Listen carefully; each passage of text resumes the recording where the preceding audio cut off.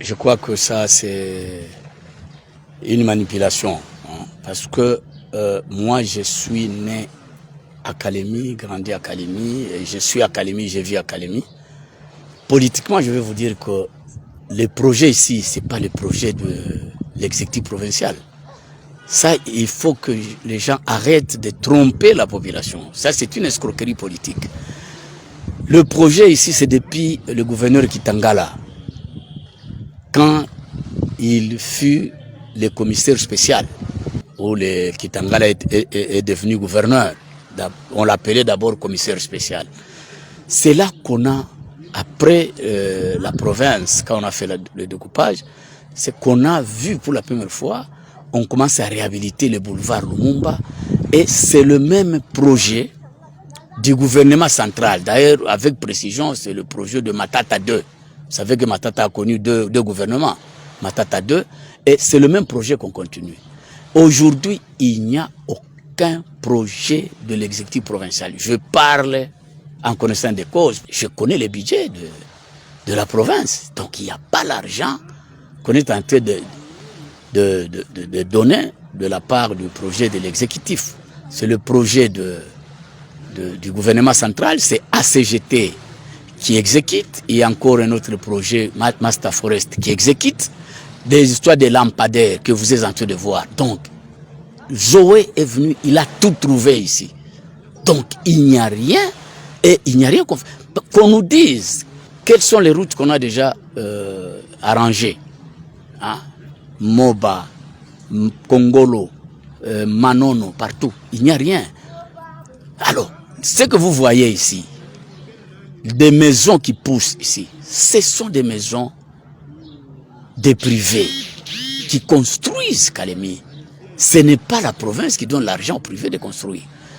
Alors, il faut qu'on arrête, parce qu'ils ont cette politique.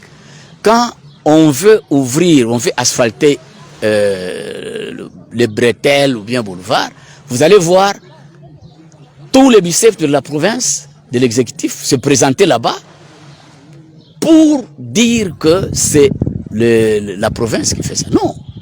Donc, je vous dis, messieurs les journalistes, que l'exécutif provincial a des comptes à rendre pour nous présenter le bilan de la gestion ici. Donc, il y a beaucoup de choses sur la gestion administrative. On ne peut même pas parler.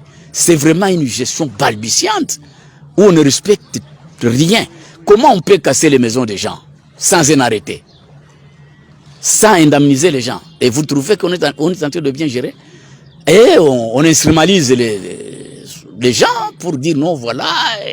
Non, je crois que on ne peut pas se voiler la face, et nous disons clairement qu'il faut qu'on arrête ce genre de mensonges, parce que nous sommes en train de suivre sur les réseaux sociaux où on parle qu'il y a 67% des ouvrages qu'on a déjà exécutés par l'exécutif provincial. Je crois que tout ça, ce sont des mensonges. C'est vraiment honteux de pas des choses comme ça. Vous avez été à Moba un peu partout. Vous connaissez vous-même, il n'y a rien qui se fait. Nous avons des défis ici. Le pont de Kongolo là-bas, jusqu'à présent. Quand on vous parlait de ça, on vous dit non, c'est le gouvernement central qui va faire ça. Mais il n'y a pas un impact sur la province. Ne voit pas ça comme une urgence. Donc tout ça, voyez même le pont qui touche ici. Il y a un trou. Depuis que ce trou est là, pourquoi ne pas arranger en attendant? Vous êtes aussi calémiard. Vous voyez par exemple la route Makala.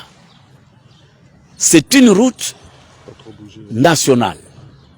C'est la nationale numéro 5. Ça ne se fait pas. Et ça se trouve dans la ville de Kalemi. Pourquoi on ne fait pas? Si on peut arranger la ville, on peut commencer par ça. C'est une tricherie, c'est une escroquerie politique de présenter les œuvres de Kalemi ici et mettre sur le dos de quelqu'un et le faire passer comme un sauveur, comme un bâtisseur.